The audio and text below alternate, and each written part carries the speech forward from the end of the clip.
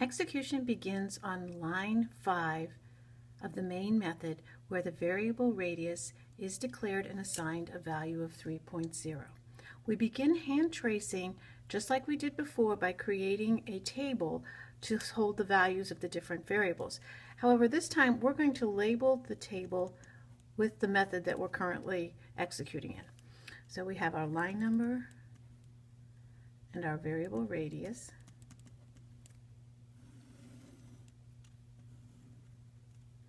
We're at line 5 and radius has a value of 3.0.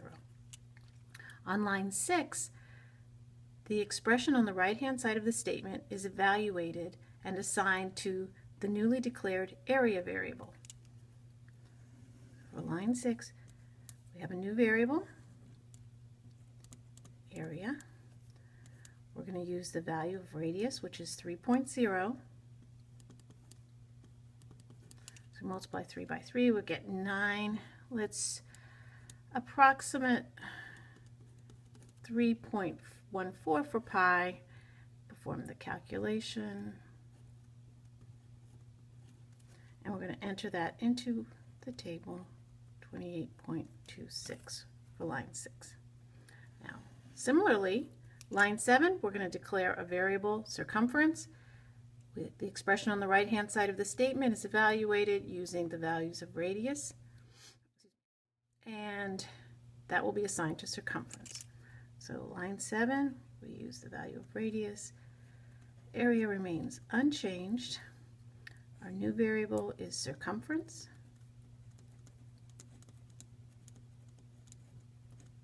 We'll perform the calculation.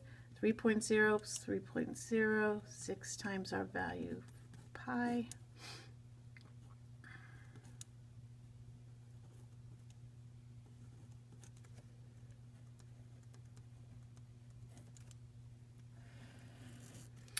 Line 8 is blank. Line 9, we have a straightforward assignment of 5.0 to our radius variable. No changes for the other two variables. Then we get to line 10. Line 10 is our first method call.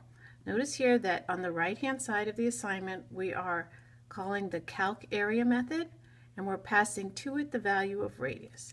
So let's include that line in our table. Line 10, radius has a value of 5.0. Area is going to be updated with the result of the method call. So let's leave this blank. There's no change for circumference here. Okay, so now we're going to follow the flow of execution to the method. All right, the method starts on line 17. The method header is here. So let's create a new frame to hand trace this method. All right, the method call is called calc area.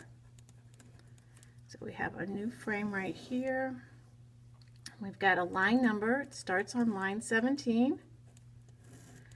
And any parameter variables that we have are going to be included here at this line. Now recall that parameter variables are local to the method. So I want to make sure that we include those. The value of the argument when the method is called is assigned to the parameter variable. So we look up here, line 10, the value of radius is 5.0. So 5.0 will be, that value will be copied over to the radius variable in our method frame.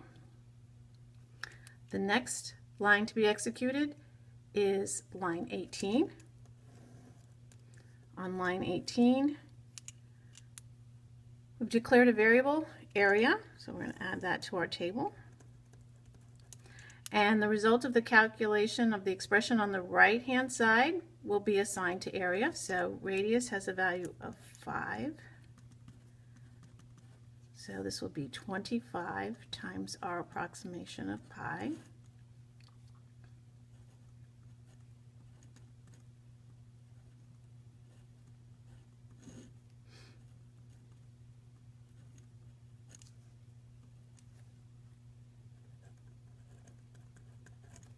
Radius is unchanged. Okay, then Line 19 is the return statement. The value to be returned is whatever is being stored for area. So we have here 78.50. Now that value comes back up here to be assigned to area. So in our hand tracing, we're going to take and write that here. Now, once the return statement is executed, all of the values of variables that were in our calc area frame are no longer in scope. Therefore, we can cross those out and we'll continue executing the program starting at line 11. Try out creating a new frame for the call to the calc circumference method on line 11 before continuing on to the next page.